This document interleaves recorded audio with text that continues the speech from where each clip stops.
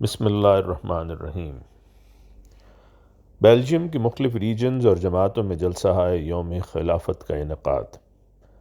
امسال جماعت احمدیہ بیلجیم نے نیشنل شعبہ تربیت کی وساطت اور مکرم امیر صاحب کی رہنمائی سے 27 مئی سن 2023 بروز ہفتہ جلسہ یوم خلافت منانے کا پروگرام ترتیب دیا، جس کے تحت ملک میں ریجنز کی سطح پر جلسہ یوم خلافت 27 مئی بروز ہفتہ شام 6 سے 8 بجے تک منائے گئے۔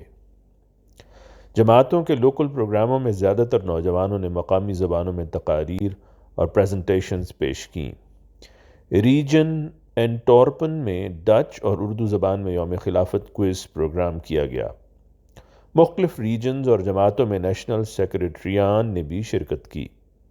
جلسہ یوم خلافت کے موقع پر تمام مقررین نے خلافت کے موضوع پر ایمان افروز تقاریر کیں اور مکرم امیر صاحب نے ریجن لیمبرگ کے جلسہ میں شرکت کی اور احباب جماعت کو خلافت کی اہمیت، برکات اور خلافت سے وابستگی کے موضوع پر تقریر کرتے ہوئے نصائح کیں۔